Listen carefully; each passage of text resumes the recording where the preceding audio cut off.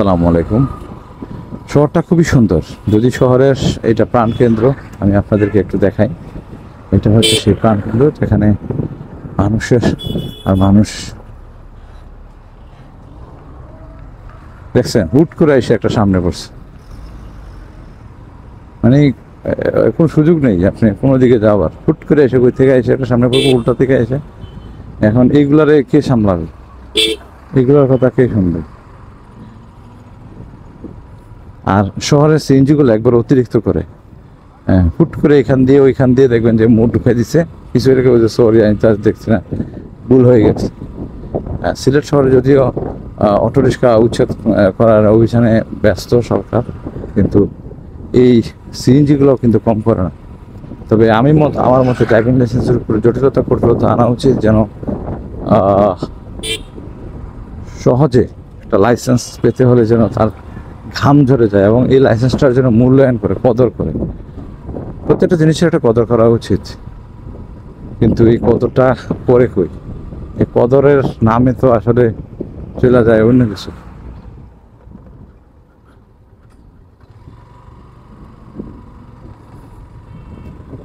কদর তো হয়ই না, বরঞ্চ আরো সমস্যা।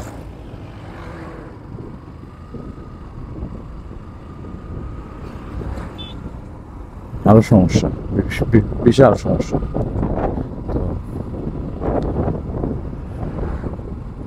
ড্রাইভিং লাইসেন্সগুলোকে একটু কঠোরতায় আনা উচিত, যেন ড্রাইভিং লাইসেন্স পেতে হলে যেন ব্যাক পেতে হয়, একটু কষ্ট পেতে হয়। কারণ ড্রাইভিং লাইসেন্স যদি সহজে পেয়ে যায় তাহলে কিন্তু এটার কদর থাকে না, মূল্যায়ন থাকে না,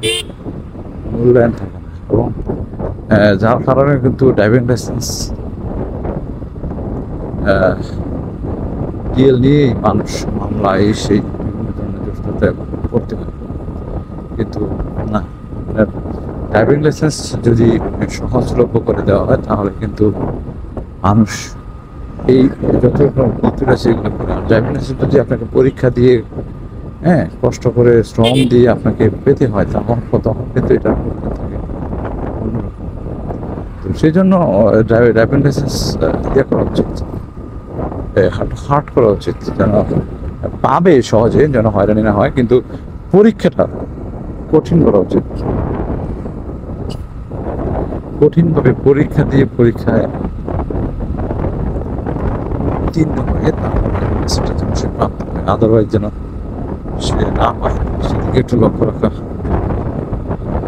কারণ এখন মানুষ আসলে ভুলটাকে ভুল ভাবতে চায় না, ভুল ভাবতে চায় না, ভুল করেই যায়। তো এই ভুলগুলো যেন শুধরিয়ে আসে এবং শুধরিয়ে দেয়, সেদিকে লক্ষ্য রেখে কাজ করতে গেলেই ড্রাইভিং সিস্টেম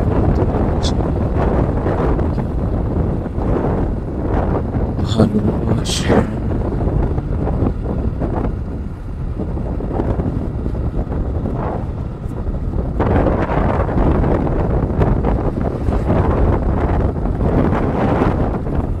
শহরে ছিলাম, শহর থেকে একটু দূরে আসলাম।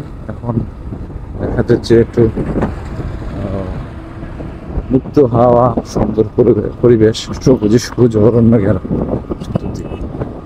সবুজ অরণ্য ঘেরা, সবুজের সুন্দর সমারোহের মধ্যে দিয়ে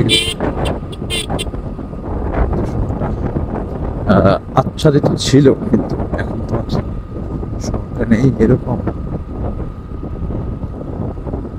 এখন শহরটা হচ্ছে সুন্দর একটা ভিউ। ভাই বোন ঘুরে আসে পরে যেন আপনারা আবার নেগেটিভ পাবেন।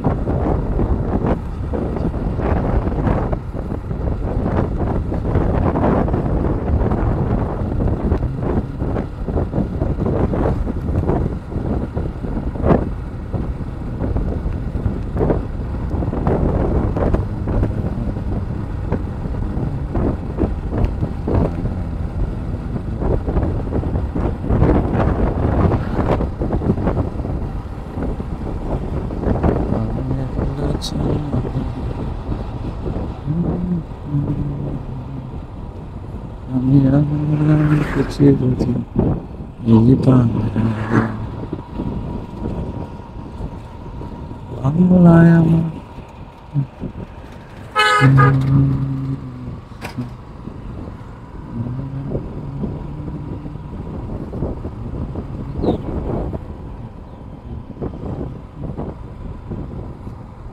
রৌদ্রটা কিন্তু খুব প্রখরভাবে উঠছে আজকে, একদম মানে কঠিনভাবে উঠছে। এত রৌদ্র সকালবেলা সাধারণত থাকে না, ইদানিং উঠতেছে। এবং এটাকে শীতের রৌদ্র বলা যায় না, এত রৌদ্র শীতের রৌদ্র হয় না। শীতের রৌদ্র আরো কম থাকে, কিন্তু এই রৌদ্রটা এত বেশি, শীতের রৌদ্র হচ্ছেও বেশি।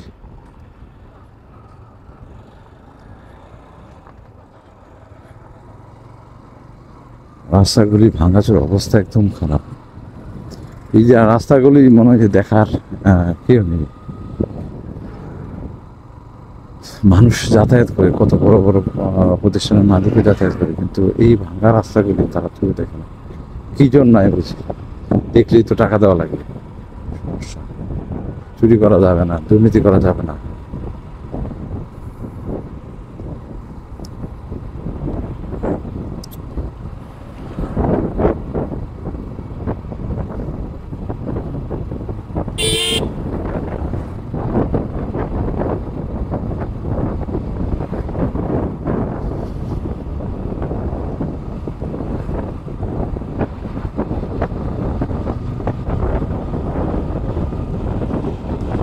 হুট করে এসে ওখান থেকে দেখে কত দূরে চালাচ্ছে,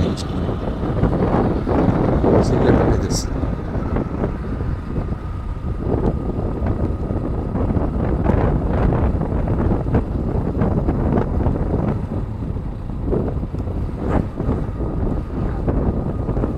এই দেশ থেকে সিগারেটটা তুলে দেওয়া উচিত, বুঝছেন?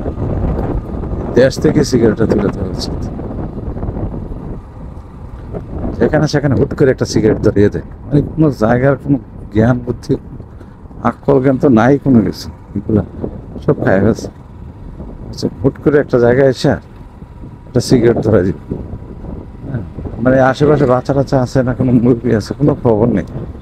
সিগারেট আছে, সে আছে, সিগারেট দিলাম আর কি, ধরাই মন চাই।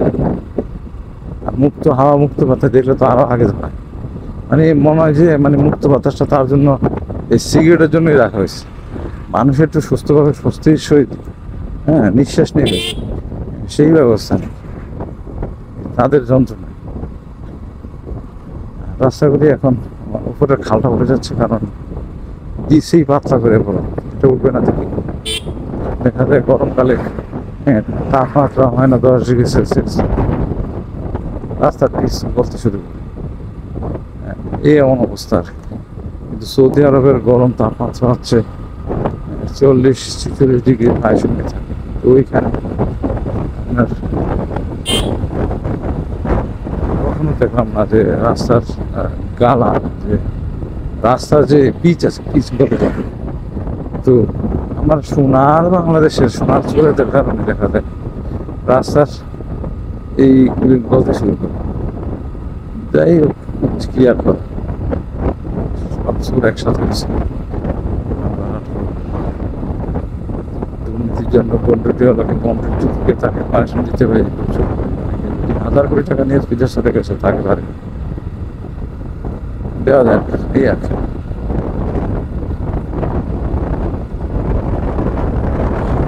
আমার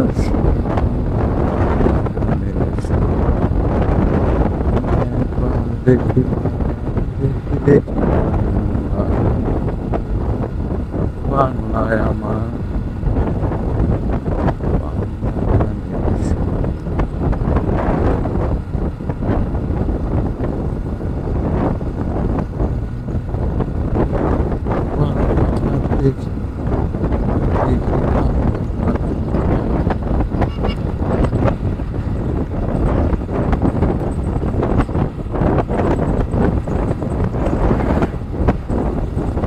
শুদ্ধ করতেছে।